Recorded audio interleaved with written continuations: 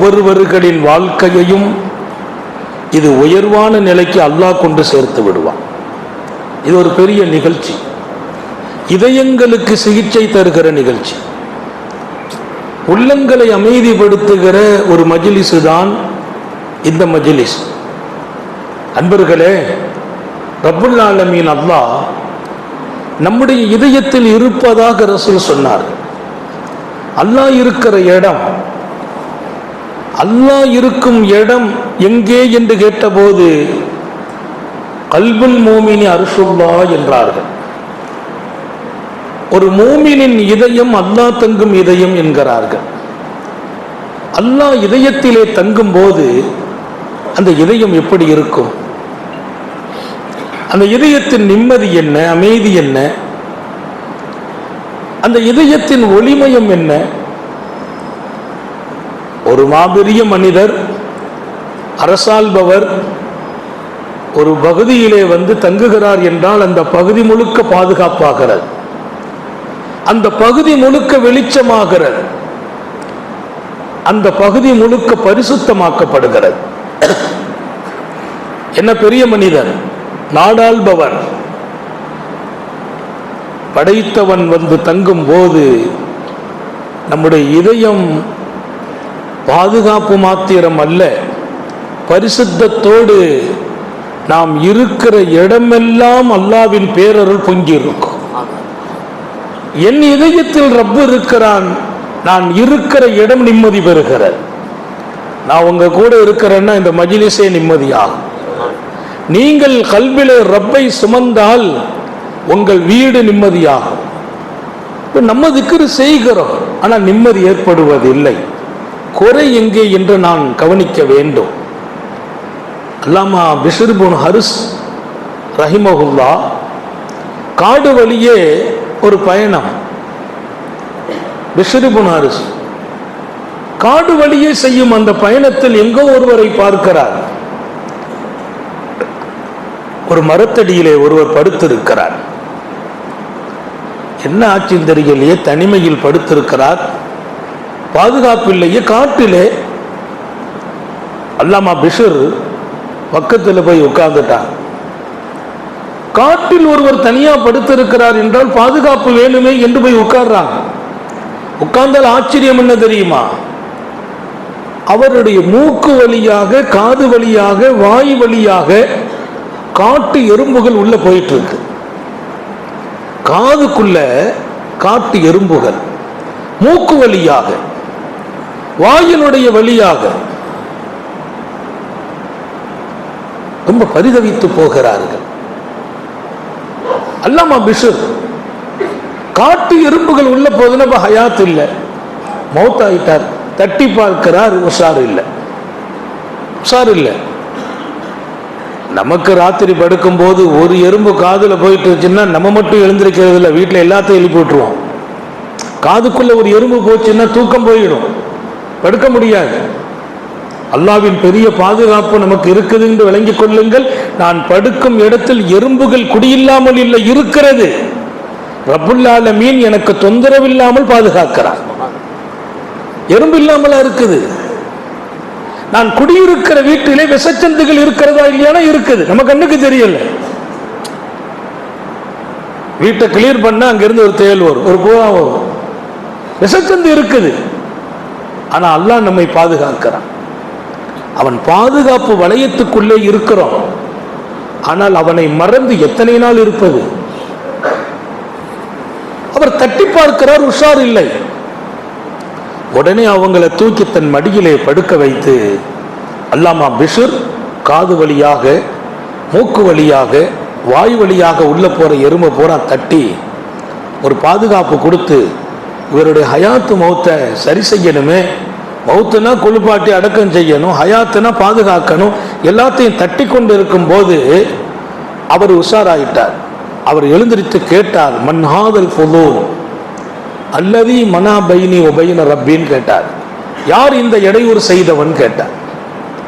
அவர் செய்ததெல்லாம் நல்லது, காதுக்குள்ளே எறும்பு போவதை தடுக்கிறார். யார் இந்த இடையூறுக்காரன் என்று கேட்கிறார். கேட்டதோடு அல்ல, நான் என் ரப்போடு சங்கமித்து மகிழ்ச்சியாக இருந்த என்னை என் ரப்பை விட்டும் தடுத்தவன் யார் என்று கேட்டார். மன பைனி உபைன ரப்பி, நான் என் ரப்போடு அல்லவா இருந்தேன். இப்போது நீங்கள் புரிந்து கொள்ளுங்கள், ரப்போடு இருக்கும் போது துன்பங்கள் கூட தெரிவதில்லை. காதுல போன எறும்பு நோவினை கொடுக்கல, மூக்குக்குள்ளே போன எறும்பு, வாய் வழியாக போன எறும்பு அவரை பாதிக்கவில்லை. நான் ரப்போடு இருந்தேன். மனம் அமைதி என்றால் அவனோடு நான் இருக்க வேண்டுமே, நான் இருப்பதில் தான் பலகீனம். இந்த இணைப்பு யார்? இந்த இடையூர். எனக்கு இடையூறு செய்தவன் யார்? இன்னொரு பக்கம் அந்த எறும்புகளினுடைய வேதனைகள் அவருக்கு தெரியலன்னு இல்லை, எறும்பு உள்ள போச்சே தவிர எந்த எறும்பும் வேதனை கொடுக்கிற சக்தி பெறவில்லை. காரணம், அவரோடு அல்லாஹ் இருந்தான். அவரோடு அல்லாஹ் இருந்தான். ரப்பு நம்மோடு இருக்க வேண்டும். மனமே ரிலாக்ஸ், மனமே அமைதி பெறு. மனமே நீ கலங்காதே. ஏன் தயங்குகிறாய்? ஏன் அலறுகிறாய்? ஏன் பதறுகிறாய்? அவன் இருக்கும் போது கடி எறும்பு கூட நோவினை கொடுக்கவில்லை என்பதை தாண்டி அந்த எறும்புகளை நீக்கிவிட்டு அவரை பாதுகாப்பதற்கு உஷார்படுத்திய போது, யார் எனக்கு இடைஞ்சல் செய்தது? என் ரப்போடு இருந்தேனே, அவனை விட்டும் என்னை பிரித்து விட்டீர்களே என்கிறார். இது ஒரு அழகான வாழ்க்கை. இதை நாம் காணாக்கலாமா என்று கேட்கிறேன். இந்த வாழ்க்கையை விடலாமா? இன்றைக்கு மன அளவில் பல பேர் அமைதியாகவில்லை. தொழுகை இல்லாதவர்கள் இல்லை, தொழுகை இருக்கிறது, தஹஜ்ஜத் இருக்கிறது, திக்ருகளை நாம் உச்சரிக்கிறது. ஆனா மன அளவில் அவங்க ரிலாக்ஸ் இல்லை. ஏன்? பிரச்சனைங்கிறது எல்லாத்துக்கும் இருக்குது. நபிகள் நாயகம் ஸல்லல்லாஹு அலைஹி வஸல்லம் மனித உலகத்தின் மாமதிய நபி, அவங்களுக்கு பிரச்சனை இருந்தது. ஆனா உள்ள ரிலாக்ஸ், என் உள்ளம் அமைதி என்றார்கள். யாருக்கு இல்லை? அபூபக்கர் சித்தீக் பிரச்சனை சந்திக்கிறார். எதிரிகள் அவரை அடிக்கிறார்கள், காயப்படுத்துகிறார்கள். மயக்கமாகி கீழே விழுந்தார் என்பதை தாண்டி அபூபக்கர் மௌத்தாகி விட்டார் என்று நினைத்தோம். அந்த அளவிற்கு அடிக்கப்படுகிறார்கள். மயக்கம் தெளிந்தவுடன் கேட்ட விஷயம், எங்கே முஹம்மது ரசூலுல்லாஹ்? இன்னும் அந்த உள்ளம் அல்லாஹ்வை கொண்டு, ரசூலை கொண்டு நிம்மதி பெறுகிறது. அடித்ததும் வேதனைப்பட்டதும் அவர்களின் உள்ளத்தில் நிம்மதியை மட்டும் கெடுக்கவில்லை.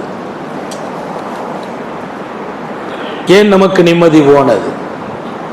அடி இல்லையே, உதை இல்லையே, பிரச்சனை இல்லையே, காசு இருக்குது, பணம் இருக்குது, அழகான மனைவி, பார்க்கும் போதெல்லாம் நிம்மதி தருகிற ஆண் பெண் குழந்தைகள் நம்மை சுத்தி இருக்கிறார்கள். ரம்யமான குளுமையான காற்றை தரும் ஏசி இருக்கிறது. உடலை சுகப்படுத்துகிற பஞ்சு மெத்தைகள் இருக்கிறது.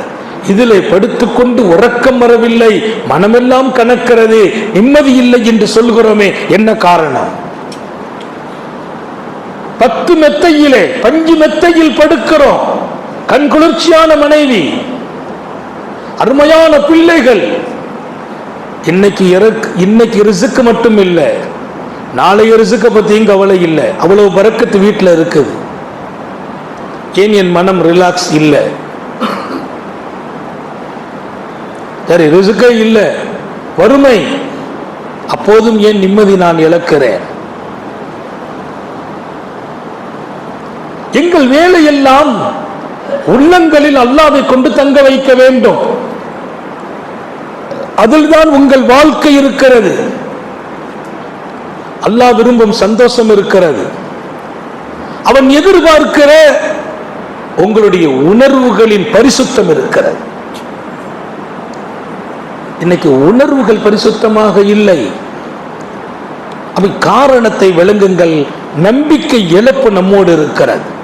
உள்ளம் பரிசுத்தமாயிட்டுன்னு சொன்னா, அல்லாஹ்வை கொண்டு நீங்கள் அமைதி பெறுகிறீர்கள் என்று சொன்னால், மௌத்துக்கு பின்னால் கூட இந்த உடம்பை கஷ்டப்படுத்துவதற்கோ காயப்படுத்துவதற்கோ இந்த உடம்பை புண்ணாக்குவதற்கோ மண்ணுக்கு கூட, மண்ணில் இருக்கிற பூச்சிக்கு கூட அனுமதி இல்லை. இந்த உடம்பு வைரம். இது அல்லாஹ்வை கொண்டு ஜொலி ஏற்றப்பட வேண்டும். அவனை கொண்டு இதற்கு ஒளி ஏற்றப்படணும். மரணித்த பின்னாலும் இதை அழிக்கிற சக்தி மண்ணுக்கும் இல்லை, மண்ணில் இருக்கிற புழுக்களுக்கும் இல்லை. அவ்வளவு உயர்ந்தது இந்த உடல். சாதாரண துன்யாவில் இருக்கிற சின்ன சின்ன பிரச்சனைகள் இந்த மனசையும் உடலையும் அல்லல் படுத்துகிறது என்று சொன்னால் அல்லாஹ்வா குற்றம் செய்கிறான்? அல்லாஹ் தன்னுடைய பழக்கத்தை மாற்றிக் கொண்டானா? இல்லை. நான் எங்கோ சருகுகிறேன், என் ரப்பை விட்டும் விலகுகிறேன், அவனை என் கல்வில் ஆக்குவதிலே எனக்கு பலகீனம் இருக்கிறது, விக்ரு இருக்கிறது, விக்ருக்குள் இருக்க வேண்டிய சத்து இல்லை.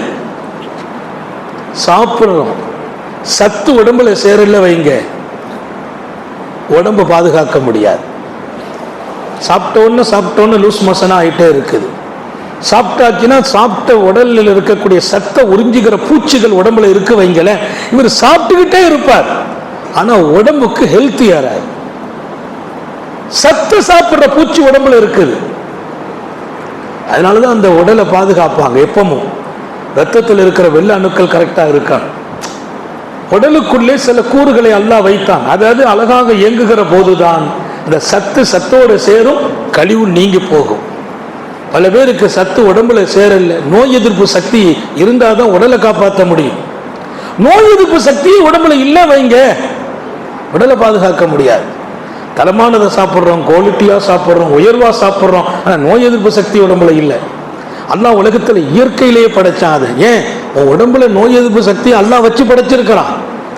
காலையில ஒரு புதினா இலை இருக்கு பாருங்க, ஒரு 3 புதினாவை சாப்பிட்டு நோய் எதிர்ப்பு சக்திக்கு மிகப்பெரிய பலம். அதுல இஞ்சி சாறு எடுத்து குடிச்சிருங்க, டீல ஊத்திருங்க, அந்த இஞ்சிக்கு இருக்கிற பவர் உங்கள் உடலிலே நோய் எதிர்ப்பு சக்தி அதிகப்படுத்தி விடும்.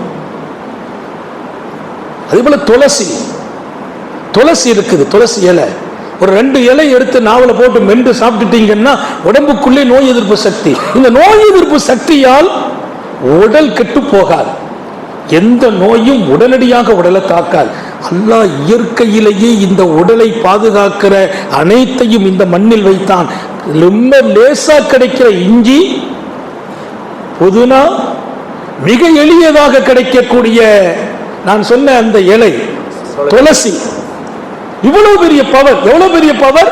அந்த சக்தி இல்லை வைங்க, சின்ன நோய் மௌத்துல கொண்டு விட்டுரும். ஏன்? என்ன பாதுகாப்பது என் இறப்பினுடைய இலக்கு. படைத்தான் அவன் என்னை பாதுகாப்பதற்கு, பாதுகாக்கிற பொருள்களை இலகுவாக படைச்சு தந்தான். அப்படி இருந்தும் நம்மளை பாதுகாக்க முடியல. எல்லாம் இருக்குது, எல்லாம் சாப்பிட்றோம், எல்லாம் இருக்குது, அதே சமயம் உடல்ல நிம்மதியை இழந்து இருக்கிறோம். நிம்மதி இழப்பு பெரிய சோதனை. உஹது யுத்தத்துல ஷஹீதானவர்களிலே அம்ர் இப்னு ஜமூஹ் ரலியல்லாஹு அன்ஹு, சையதுனா அப்துல்லாஹ் இப்னு அம்ர், மிகப்பெரிய சஹாபிகள். ரசூல் ஸல்லல்லாஹு அலைஹி வஸல்லம் அம்ர் இப்னு ஜமூஹை அவங்க கால் ஊனத்தோடு கலக்கிறாங்க. அவங்க ஷஹீதான போது ரசூல் சொன்னாங்க, அவர் அந்த ஊனக்காலோடு சொர்க்கம் நுழைகிறார் என்றார்கள். அப்படிப்பட்ட சஹாபி ஷஹீதாயிட்டாங்க. அடக்கம் செய்யணும், துணியெல்லாம் கொஞ்சம் கம்மி, ஒரு மாதிரியா பொதிஞ்சி 2 பேரும் ஒரே கபரில் வச்சு அடக்கிட்டாங்க. பின்னால் ஒரு காலகட்டம் அவங்க அடக்கப்பட்ட இடம் எப்படி என்ன ஆகி போச்சுன்னா, தண்ணி ஓட்டம் அதிகமான இடமா போச்சு. அந்த இடத்துல தண்ணி ஓடுற இடமாயிட்டு சாபாக்களுக்கு நிம்மதி ஏற்படலை. யோசிச்சாங்க, இந்த கபரை மண்ணை தண்ணி அரிக்குது, தண்ணி ஓடுனா என்ன செய்யும்? காலப்போக்கில் தண்ணி மண்ணை அரிச்சுக்கிட்டு இருக்கு. எத்தனை பெரிய சஹாபிகள், இதயமெல்லாம் அல்லாஹ்வை கொண்டு வெளிச்சமான சஹாபிகள். மண்ணை அரிக்க அரிக்க மஷூரா பண்ணி முடிவெடுத்தாங்க, கபரை தோண்டிடுவோம், கபரை தோண்டி பாடி எடுத்துருவோம். பாடி எடுத்து தண்ணி இல்லாத இடத்துல கொண்டு அடக்கம் செய்திருவோம். நான் எப்படி தோன்றது? பாடி எப்படி இருக்குது, என்ன கண்டிஷன், நமக்கு அந்த கவலை வந்துடும். நிம்மதியாக தோன்னாங்க. தொன்னா 2 பேரையும் தூக்கி வச்சாச்சுன்னா அப்படியே அந்த கஃன் துணி கூட அழியாம இருக்கு. கஃன் துணி கூட அழியல. எத்தனை வருஷத்துக்கு பின்னால? 46 வருஷத்துக்கு பின்னால. சஹாபாக்கள் ஷஹீதாகி 46 வருஷம் ஆயிருக்கு. கஃன் துணி அழியல. அதை விட ஆச்சரியம், அப்துல்லா இப்னு அம்ர் ரலியல்லாஹு அன்ஹு அவங்களுக்கு இங்க ஒரு காயம் ஏற்பட்டுச்சு. அந்த காயத்தை கையை வச்சு பொத்திக்கிட்டே ஷஹீதா இருக்கிறாங்க. அப்படியே அவங்க ஷஹீதா இருக்கிறாங்க. அப்படி அந்த கையை குளிப்பாட்டும் போது கூட அந்த கையை எடுத்திருக்காங்க, எடுக்க முடியல, அப்படியே வச்சு அடக்கிட்டாங்க. இப்போ அவங்க கபூர்ல இருந்து எடுக்கும்போது அப்படியே இருக்கு கை. சஹாபாக்கள் எடுக்கிறாங்க, எடுத்தா கை வருது. மௌத்தா போய் கொஞ்ச நேரத்தில் அந்த உறுப்பு வரலன்னா 2வது வராது. ஒருத்தர் மௌத்தா போயிட்டாருன்னா தலையணை எடுத்துடணும். தலையணை அப்படியே வச்சுட்டு இங்கே ஒரு 5-6 மணி நேரத்துக்கு பின்னால் தலையணை எடுத்தால் தலை கீழே போகாது, தலை அப்படியே நின்றுடும். கால் அப்படி தூக்கி வச்சுட்டு படுத்தாரு. ஒரு 5 மணி நேரம் கவனிக்காம விட்டுட்டீங்க, மௌத்தாயிட்டார், காலை நீட்ட முடியாது, இப்படி வச்சுதான் அடக்கம் செய்யணும். ரத்தம் நின்றுச்சு இல்லை, 46 வருஷம் அந்த ரத்தத்தில் கை வச்சு ரத்த ஓட்ட நின்று போயிடும். மௌத்தா போன சில மணி நேரத்தில் அப்படி கையை வச்சுட்டு இருக்கிறாங்க. அந்த கையை எடுத்தா கை அசைஞ்சு வருது, அப்படி நிப்பாட்டி வச்சுட்டான். நிப்பாட்டினா அதுல இருந்து ரத்தம் வெளியில வருது. 46 வருஷத்துக்கு பின்னால ரத்த ஓட்டம் முடிஞ்சு போச்சு, மௌத்தா போனா. பெருமானார் ஸல்லல்லாஹு அலைஹி சொன்னாங்க, ஷஹீதுகள் நாளை மறுமையில் இரத்த காயத்தோடு எழுந்திருப்பார்கள். அதனால அவங்களை குளிப்பாட்டாமல் அடக்கம் செய்யுங்கள். குளிப்பாட்டுறது இல்லை, அல்லாஹ்வுடைய பாதையில ஷஹீதானா அந்த கையை அப்படி எடுத்தா பிளட் வெளியாகுது. ஆச்சரியம் என்ன, வச்சுட்டாங்க, எடுத்து அப்படியே அமுக்கி பிடிச்சாங்க, அப்படியே இருந்துச்சு. ஒரு நிமிஷத்துல தன்னா கை அதை போய் பிடிச்சி அந்த ரத்தத்தை அமுக்கி வச்சுட்டு அந்த கை அப்படியே எஞ்சிட்டு அதிலே வச்சுட்டாங்க. சஹாபாக்கள் மஷூரா பண்ணாங்க, சரி அப்படியே விட்டுருவோம். அம்ர் இப்னு ஜமூஹ் பெருமானார் ஸல்லல்லாஹு அலைஹி வஸல்லத்தின் மிகப்பெரிய சஹாபி அப்துல்லா இப்னு அம்ர் ரலியல்லாஹு அன்ஹுமா அந்த வெள்ள பாதிப்பு தண்ணி ஓடுற இடத்தை விட்டு 2 பேர் ஜனாசாவை எடுத்து கஃன் துணி கூட மங்கவில்லை, அப்படியே இருக்கு. வேற இடத்துல கொண்டு அடக்கம் செய்திருக்காங்க. இப்பவும் அவங்க அடக்கப்பட்ட இடம் இருக்கிறது, இப்பவும் அந்த உடல் அப்படியே இருக்கிறது. அல்லாஹ்வை தாங்கி நின்ற உடல்களை, அந்த உடலில் பொதிந்த துணியை கூட அழிக்கும் சக்தி மண்ணுக்கோ மண் பூச்சிகளுக்கோ இல்லை. அந்த துணி அழிக்கிற சக்தி இல்லை. நம்ம உடலை எப்படி வச்சுக்கிடணும், எப்படி இந்த உடம்பை பாதுகாக்கணும், மருத்துவத்தை கொண்டு மட்டும் பாதுகாக்கிறது இல்லை. அல்லாஹ்வை தாங்கி நிற்க வேண்டும் இந்த உடல், அவன் நினைவை சுமந்து நிற்க வேண்டும். இருக்கும் போதும் பாதுகாப்பு, கபருலையும் பாதுகாப்பு. அதான் இந்த மஜ்லிஸ். இது வெறும் பயான சொல்லி ஏதோ ஆர்வப்படுத்துகிற மஜ்லிஸ் அல்ல. நிலையான உலகத்திற்கு நாம் போகிற இந்த உடலை நிலையான உடலாக ஆக்குகிற மஜ்லிஸ். இந்த உடல் நிலையாக இருக்க இதயத்துக்குள்ளே அல்லாஹ்வை நாம் நினைவில் கொண்டு வர வேண்டும். ஈமான் உடையவர்களுக்கு 2வது வேலை என்னங்கிற அல்லாஹ், அல்லதீன ஆமனு வத்தத்மஇன்னு குலூபுஹும் பிதிக்ரில்லாஹ். அல்லாஹ்வை நம்பியவர்கள், மறுமையை நம்பியவர்கள், சொர்க்கத்தை நம்பியவர்கள், நரகத்தை நம்பியவர்கள், அவங்க உள்ளத்தை அல்லாஹ் இருக்கிறான் என்று சொல்லி நிம்மதிப்படுத்தி இருப்பார்களேயானால், அல்லாஹ்வை நம்பிவிட்டாய், மறுமையை நம்பி இருக்கிறாய், ரசூலை நம்பினாய், சொர்க்கத்தை நம்பினாய், நிரந்தரமான அழிவில்லாத வாழ்க்கை இருப்பதாக நம்பினாய். அந்த நம்பிக்கையோடு உள்ளம் அல்லாஹ்வினுடைய நினைவில நிம்மதி பெற்றிருக்கான். அல்லாஹ் இருக்கிறான். பிரச்சனை வருதா, ஈமான் கொண்டவர் எப்படி நினைக்கணும், அல்லாஹ் இருக்கிறான். அல்லதீன ஆமனு வத்தத்மஇன்னு குலூபுஹும் பிதிக்ரில்லாஹ். அல்லாஹ் இருக்கிறான். கஷ்டம் வருது, அல்லாஹ்வை நினைச்சு பாரு. திக்ரில்லான்னா அல்லாஹ் அல்லாஹ்னு சொல்றது மட்டும் இல்ல, என் கஷ்டத்துல அல்லாஹ்வை நான் நினைக்கிறது. ஈமானோடு திக்ர் இருக்கான், அல்லாஹ்வை நினைக்க. ஏதாச்சும் நோய் வந்துச்சு, அல்லாஹ் இருக்கிறான். மருத்துவம் செய்யுங்கள், அவனை நினைத்து கொண்டே செய்யுங்கள். சிகிச்சை ஷிஃபாவாக்கும். மருத்துவத்திலே ஷிஃபா. ஒத்தத்துமையின்னு குலூபுகும் பிதிக்ரில்லாஹ், உள்ளங்களிலே நிம்மதி உண்டாக்கிட்டே இருங்கிற அல்லாஹ். தத்துமை இன்னுங்கிற வார்த்தை நிம்மதி இருந்துகிட்டே இருக்கணும். ஈமானுக்கு அடுத்து நிம்மதி இருக்கணும். நிம்மதி இல்லை, ஈமான் டேஞ்சர். ஏன் நிம்மதி இல்லை? அல்லாஹ் சொல்ற வார்த்தை குர்ஆனை கவனிங்க. ஈமானுக்கு பின்னால் நிம்மதி வேணும். நிம்மதி என்பது ஒரு காலத்தில் அல்ல, எல்லா காலத்திலும், முக்காலத்திலும், நிறைவான காலத்திலும் நிம்மதி இருக்கணும். அந்த நிம்மதி எதை கொண்டு கிடைக்கிறது? அல்லாஹ் என் கூட இருக்கிறான் என்று நீ சொல்லிக் கொண்டிருப்பதால் கிடைக்கும், நினைத்து கொண்டிருப்பதால் கிடைக்கும். அவன் இருக்கிறான்ங்கிற போது நிம்மதி எப்படி காணா போகும்? எனக்கு நிம்மதி இல்லை. இந்த ஈமானுக்கு அடுத்து இரண்டாவது சிஃபத் என் வாழ்க்கையில மௌத்தா போயிட்டுன்னு அர்த்தம். நிம்மதி இழக்க கூடாதுங்கிறதுக்கு தான் அல்லாஹ் சொல்றான். ஈமானுக்கு பின்னால் உன் உள்ள நிம்மதி பெறணும், நிம்மதியோடனேயே இருக்கணும். எதை கொண்டு இருக்கும்? அதுக்கு அடுத்து கன்ஃபார்ம் பண்றான். அலா, நன்கு புரிந்து கொள்ளுங்கள், பிதிக்ரில்லாஹி தத்மஇன்னுல் குலூப், என் நினைவு உங்களுக்கு இருக்கிற போதெல்லாம் உங்கள் உள்ளம் நிம்மதியுடனே இருந்து கொண்டே இருக்கும். என் நினைவு இருக்கிற போதெல்லாம். திக்ரு 10 நிமிஷம் செய்வேன், அது அரை மணி நேரம் செய்வேன். அல்லாஹ் அல்லாஹ்னு ஒரு அரை மணி நேரம் செய்யலாம். சுப்ஹானல்லாஹ் ஒரு 10 நிமிஷம் செய்வோம், அல்லது 5 மணி நேரம் செய்வோம், அவ்வளவுதான் திக்ரு செய்வோம். ஆனால் அவன் நினைவு 24 ஹவர் இருக்கான் உள்ளத்துக்குள்ளே. என் மனைவியோடு தான் நான் இருக்கிறேன். அங்கே என் ரப்பு நினைவு எனக்குள்ளே இருந்தால் என் மனைவியோடு வாடும் வாழ்க்கையிலும் நான் நிம்மதி பெறுகிறேன். ஆச்சரியம் என்ன தெரியுமா? அந்த உடலுறவில் தரிக்கிற பிள்ளைகளும் நிம்மதியாக பிறக்கிறது.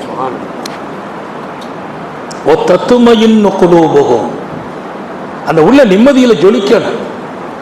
இன்னைக்கு எப்போதெல்லாமோ வாழ்க்கையில நான் சந்தோஷமாக இருக்கணும்னு நினைக்கும் போதெல்லாம் ஏதாவது ஒன்று என் சந்தோஷத்தை குலைச்சிக்கிட்டே இருக்கு. பயத்தில் நிம்மதி இழக்கிறாங்க, நோயை நினைச்சு நிம்மதி இழக்கிறாங்க, வியாபாரத்தை நினைச்சு நிம்மதி இழக்கிறாங்க, மனைவியை நினைச்சு நிம்மதி இழக்கிறாங்க, பிள்ளைகளை நினைச்சு நிம்மதி இழக்கிறாங்க, கற்பனை இல்லாத காலத்தை நினைச்சு நிம்மதி இழக்கிறாங்க, நாளைக்கு என்ன நடக்குமோ நினைச்சு நிம்மதி இழக்கிறாங்க. இப்படி நான் நிம்மதி இழக்கிற வழி பெருகி கொண்டு போகிறது. அல்லாஹ் சொன்னான், ஈமானோடு நிம்மதி இணைந்திருக்க வேண்டும் என்று சொல்கிறான். அந்த இணைந்திருக்க வேண்டிய நிம்மதியை ஏதோ காரணங்களால் இழக்கிறேன். நோயை நினைக்கிறேன், நிம்மதி போது. அல்லாஹ் சொல்றான், என்ன நிம்மதி கிடைக்கும்ங்கிறான். மனைவியின் பிரச்சனை நினைத்து நிம்மதி போகிறது. என்ன அப்போது நினைச்சுக்கா, உன் மனைவியே உனக்கு நிம்மதி கொடுப்பவளாக மாற்றி விடுவேங்கிறான். பிள்ளைங்க சரியில்லையே, அப்போது என்ன நினைச்சுப்பார், உன் பிள்ளைங்களை சரியாக்குறேன். நினைக்கிறதுனா என்ன? அல்லாஹ் என் பிள்ளைங்க இருக்கிறாங்க, நிலைமை சரியில்லை, உங்கள்கிட்ட ஒப்படைக்கிறேன், எங்கிட்ட ஒப்படைச்சிட்டியா, இனி நீ கவலைப்படாத, பிரச்சனையை நான் தீர்க்கிறேங்கிறான் அல்லாஹ். இது ஒரு பெரிய வாழ்க்கை.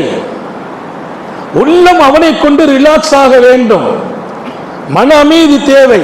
வேலையில்லா இளைஞர்களுக்கு சொல்லுகிறேன், அவன் நினைவில் இருங்கள், வேலை கிடைச்சிடும். முயற்சி முக்கியம், உழைப்பு முக்கியம், தியாகம் முக்கியம், அலையணும், ஓடணும், வேலையை தேடணும், எல்லாம் இருக்கணும். ஆனா மனம் அவனோடு இருக்கணும். அவனை மறந்துட்டு எங்கே போய் நிம்மதியை பெறுவது? இங்க மஜ்லிஸ் நோக்கம் எல்லாம் ஒரு அரை மணி நேரம் அல்லாஹ் அல்லான்னு சொல்றோம்.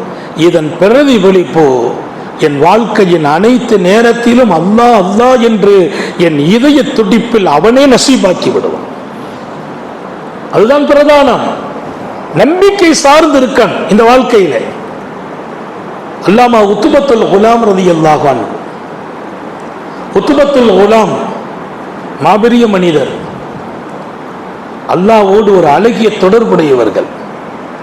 அவன் மீது பலமான நம்பிக்கை, கொஞ்சம் கூட அல்லாஹ் விஷயத்துல சந்தேகம் வர்றது இல்லை. இப்ப இன்னைக்கு நமக்கு ஒரு சந்தேகம் நம்மளை போட்டு பாடுபடுத்தியது. எங்க நடக்கும், எப்படி கிடைக்க போகுது, அந்த சந்தேகங்கிறது ரொம்ப டேஞ்சரானது. உத்துபத்துல் குலாம் உறுதிப்பட்டார். அல்லாஹ்ட்ட ஒரு 3 துவா கேட்டார். அல்லாஹ்ட்ட கேட்கிறார், ரப்பி அஸ்அலுக்கா சௌத்தன் ஹசனன் வ தம்அன் கஸீரன் வ கூத்தன். அவர் சொன்ன துவா, லம் யுக்கல்லஃப், எனக்கு ஒரு 3 நசீப கொடு. அழகான குரல் வளம் எனக்கு வேணும். அது ஒரு பெரிய காரி. திருக்குர்ஆனை ரொம்ப அழகாக ஓதுவார். எனக்கு அழகிய குரல் வேணும். ஒதமன் கஸீரன், உனக்கு முன்னால் நான் அழுகிற கண்ணீர் வடிக்கிற கண் எனக்கு வேணும். கண்ணீர் வேணும். இன்னைக்கு நாட்டில் தட்டுப்பாடு, கண்ணீர் கண்ணீர் தட்டுப்பாடு. கண்ணீர் வர்றதே இல்லை. கவலை இருக்குது, கண்ணீர் வரணும். அல்லாஹ் இடத்துல போய் அழணும். அல்லாஹ்வுக்கு பிரியம் அழுகுவது. அல்லாஹ் திருக்குர்ஆனிலே சொல்வான், கம்மியாக சிரிக்கணும், அதிகமா அழணுங்கிறான்.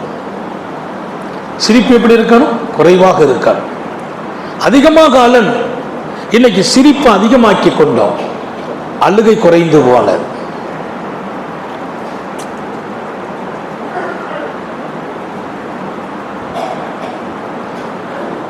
சாந்த நபிகள் ஸல்லல்லாஹு அலைஹி வஸல்லம் அவங்க அழுதார்கள். நெஞ்சிலே இருந்து ஒரு வகையான சப்தம் கேட்டதுங்கிறாங்க ஆயிஷா. ஒரு இறைஞ்சல் சப்தம் பெருமானாரின் கண்ணீரிலே. அவர் கேட்கிறார், தம்அன் கஸீரா, அதிகமாக கண்ணீர் வடியர் வாழ்க்கை கூட. அல்லாஹ் சாலியங்கள் எப்படியெல்லாம் துஆ கேட்டிருக்கிறாங்க. கண்ணீர் அல்லாஹ்ட்ட கேட்கிறாங்க. வாழ்க்கையில கண்ணீர் நான் வடிக்கணும். மூணாவது கேட்டார், ஒக்கூத்தல்லம் துகல்லம், சிரமப்படாம ரிஸ்க் வேணும்னு கேட்டார். அது பெரிய விஷயம். சிரமப்படாம ரிஸ்க் கிடைக்குமா? இரணை எனக்கு கிடைக்கணும், சிரமம் இல்லாம கிடைக்கணும். அல்லாஹ்ட்ட கேட்கிறார். வீட்டில் உட்கார்ந்துக்கிட்டு நான் சிரமப்பட மாட்டேன், ரிஸ்க் வீட்டுக்கு வரணும்னு சொல்றது தப்பு. அல்லாஹ்ட்ட கேட்க அனுமதி இருக்கு. நான் சிரமப்படாமல் இரணம் வேணும். நீங்க எப்படி ஆச்சரியப்படுவீர்களோ, அல்லாமா உத்பத்துல் குலாமின் வாழ்க்கையை நீங்கள் பார்த்தால், சாலிஹீன்களின் காலத்தில் வாழ்ந்தவர், நபி பெருமானாரின் காலத்தை அடுத்த காலத்தில் வாழ்கிறார். அவருக்கு இருந்த அந்த இனிய குரல், அவர் குர்ஆன் ஓதினால் மயங்கி போவார்கள் அந்த அருமை தோழர்கள். அவர் கண்ணீர் வடிப்பார். திருக்குர்ஆனினுடைய நரகத்தை பற்றி பேசுகிற வார்த்தைகள், அல்லாஹ்வின் கண்ணியம் குறித்து சொல்லப்படுகிற வசனங்கள் ஓதினால் அந்த கண்ணீர் அவருக்கு தாரை தாரையாக வடியும். அழுகை நிறுத்த முடியாது. எல்லாம் முடிச்சுட்டு வீட்டுக்கு வருவார். அவர் மனசுல ஏதாவது சாப்பிடும் நினைப்பார். வீட்டுக்கு வந்தால் அவர் நினைத்த உணவு கிடைக்கும். சிரமப்படாமல் அவர் கேட்டார். அல்லாஹ்வோடு அவருக்கு இருந்த அந்த ஐக்கியம், நம்ம எப்படி அவனை வச்சுக்கிறோமோ அப்படிதான் வச்சுக்கிறான். அபூ யஸீதுல் பிஸ்தாமி ஒருவர் சந்தித்து கேட்கிறார், அல்லாஹ் என்னை எந்த தரத்தில் வச்சிருக்கிறான்னு கேட்டார். அல்லாஹ் என்னை எந்த தரத்தில் வச்சிருக்கிறான், எனக்கு என்ன ரெஸ்பான்ஸ் அல்லாஹ்ட்ட இருக்குதுன்னு கேட்கிறார் அபூ யஸீதுல் பிஸ்தாமி. அவரை சந்தித்து அவருடைய சீடர் அவங்க பதில் ஈஸியா சொன்னாங்களாம், அல்லாஹ்வை எந்த இடத்துல நீ வச்சு பார்க்கிறாயோ அந்த இடத்துல அவன் ஒன்ன வச்சு பார்ப்பான். அல்லாஹ் நீ மேல வச்சுக்கிறியா, அல்லாஹ் உன்னை மேல தூக்கி வைப்பான். அல்லாஹ் மேல நம்பிக்கை இல்லாம நீ இருக்கிறாயா, அந்த இடத்துல தான் அல்லாஹ் உன்னை வச்சுக்கிடுவான். நீ அவனை வைக்கும் இடத்தில் அவன் உன்னை வைப்பான் என்றார்கள். நம்ம எங்க வச்சிருக்கிறோம் அல்லாஹ்வை? எவ்வளவு சந்தேகம். ஏதாவது இப்ப நம்ம பேசுறோம் சொல்றோம், அது எப்படி நடக்குமா, சாத்தியமா? முடிஞ்சு போச்சு, ஒண்ணும் நடக்காது. நடக்கும், நம்புங்கள். நான் வார்த்தை சொல்லவில்லை, நான் நம்பினேன். என் ரப்பு இன்னுவரைக்கும் என்னை கைவிடவில்லை, இன்னுவரைக்கும் கைவிடல. கேட்டால் கொடுக்கிறான், கேட்டால் கொடுக்கிறான். பிரச்சனையை சொன்னால் தீர்த்து வைக்கிறான். அவன் அந்த சக்தி உடையவன். அதை கேட்கிற பக்குவம் எனக்கு தான் இல்லாமல் போயிருக்கிறார். அவன் குர்ஆன்ல வாக்களிச்சுட்டான், வதூனி அஸ்தஜிபு லக்கும், கேள், பதில் சொல்றது என் கடமைங்கிறான். அஸ்தஜிபு லக்கும், பதில் சொல்வேங்கிறான். ஏன் நான் கேட்க யோசிக்கிறேன்? வியாபாரம் சரியில்லை, அல்லாஹ்ட்ட கேளு. உடல் வதப்படுகிறேன், ரப்பிட்ட கேளுங்கள். டாக்டர் கைவிட்டுட்டாங்க, கேன்சர் நோய், அல்லாஹ்ட்ட கேளு, ஷிஃபாவை கேள். அவர் வாழ்ற வரைக்கும் சிரமப்படாம அல்லாஹ் வாழ வச்சிருவான். எத்தனை கேன்சர் பேஷண்ட் மௌத் வரைக்கும் கஷ்டம் இல்லாம வாழ்ந்துட்டு மௌத்தாயிரான். அவன் பேரருள்ளது. எனவே உதூனி அஸ்தஜிபு லக்கும், கேளுங்கள், அவன் கொடுப்பேன், நான் கொடுக்க தயாருங்கிறான். அவன் நம்பிக்கை நம்ம தானே இழக்குகிறோம். எனவே உள்ளம் ரிலாக்ஸ் பெறணும். அமைதி பெறணும். பிரச்சனைங்கிறது இருக்கிறது, அதற்கு தீர்வும் நம்மோடு இருக்குது. நான் எவ்வளவு அவனை வைத்து பார்ப்பேனோ நம்புவேனோ அவ்வளவு அவன் நிறைவேற்றுகிறான். அவன் கொடுப்பான் என்று நம்புங்கள், கொடுத்தே தீருவான். நோயை குணப்படுத்துவான், நம்புங்கள், குணப்படுத்தியே ஆகுவான். அல்லாஹ் நெருக்கடி காலங்களில் எல்லாம் பயணம் செய்யறது, அல்லாஹ்ட்ட கேட்கறது. பிள்ளைங்க கூட வர்றவங்க ரொம்ப பதறுவாங்க, என்ன பண்ணா ஏது பண்ணா, எடுப்பா அல்லாஹ் ஏதாச்சும் ஒரு வழியை உண்டாக்குவான். ஒண்ணுமே புரியாது, அல்லாஹ் ஏதோ ஒரு வழியை உண்டாக்குவான். அல்லாஹ் உரிய நேரத்தில் கொண்டு காரியத்தை முடிச்சு வைப்பான். எப்போ அவன் கைவிட்டான்? யாரை கைவிட்டான்? நீங்க அவனை கைவிட்டுறீங்க, அவ்வளவுதான். நம்ம காரியமெல்லாம் சக்சஸ் ஆகாது. நம்மளாம் அல்லாஹ்ட்ட கேட்கறது என்ன தகுதி இருக்குது? தகுதியை நீங்க தீர்மானிக்கிறது இல்லை, உங்க தகுதியை அல்லாஹ் தீர்மானிக்கிறான். எனவே இந்த மஜ்லிஸ் நமது உள்ளத்தில் அமைதியை கொண்டு வர வேண்டும். அவன் தங்குவதற்கு தயார்படுத்த வேண்டும் இந்த இதயத்தை. இந்த இதயம் அவன் தங்கும் இதயம். எப்படி அல்லாமா பிஷர் இப்னு ஹாரிஸ் அவரை சந்தித்து அவர் சொன்னார், பிஷர் அதுக்கு பின்னால் இந்த மாதிரி படுத்து மாதிரியா இருக்கிறவங்க கிட்ட நான் போறதே இல்லைன்னா. ஏன்? அவங்க கஷ்டப்படுறாங்கன்னு நினைக்கிறோம், அவங்க இன்பம் அடைந்து கொண்டு இருக்கிறார்கள். படுக்கையில் கூட சுகம். இம்ரான் இப்னு ஹுசைன் ரலியல்லாஹு அன்ஹு பல வருஷம் படுக்கையில் இருக்கிறாங்க, நடக்க முடியாது. அவங்க கால்கள் எல்லாம் பாதிக்கப்பட்டாங்க, படுக்கையிலே இருக்கிறாங்க. பிரபலியமான செய்தி. அவங்க ஒவ்வொரு நாளும் சொல்வார்கள், நான் மகிழ்ச்சியாக இருக்கிறேன். ஏன்? மலக்குமார்கள் வந்து என்னை சந்தித்து சலாம் சொல்கிறார்கள். ரொம்ப பிரபலியமான செய்தி.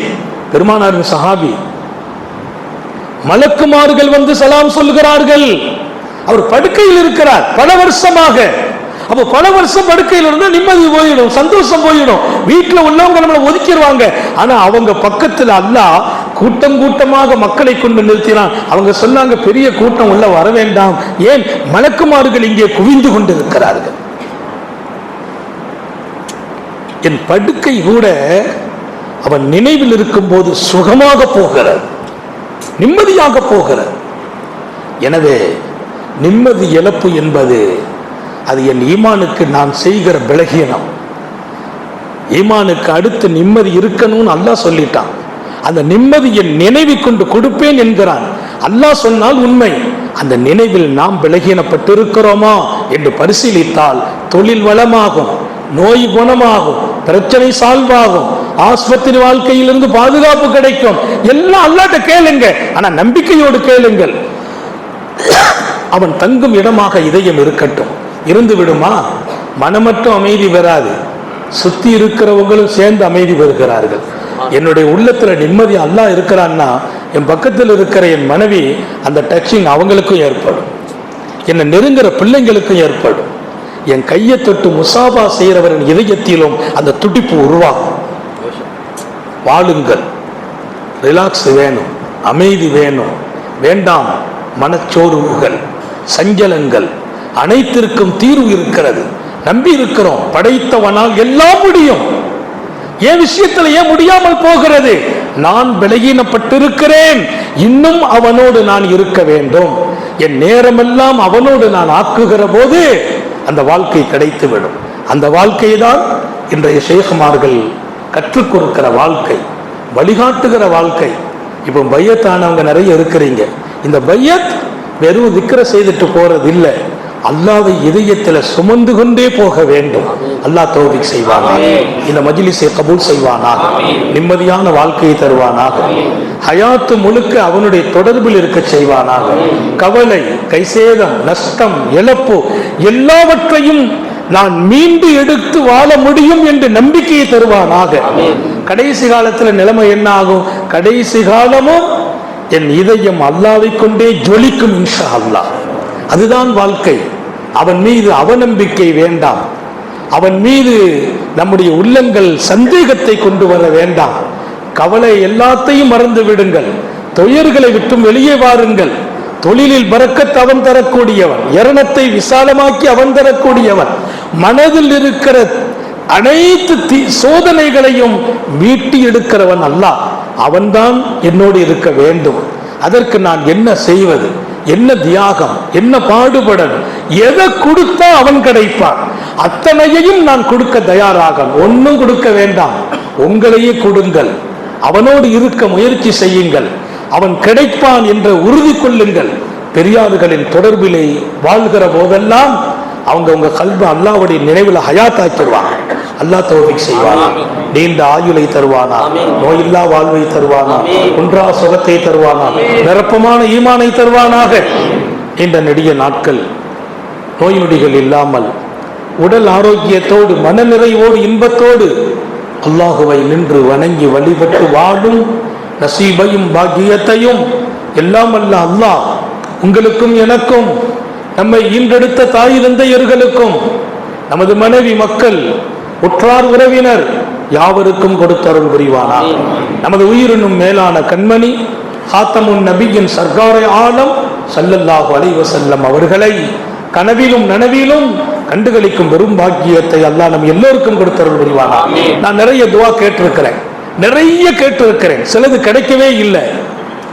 நான் நம்பி இருந்தேன், அந்த நம்பிக்கை இப்ப நிறைவேறல.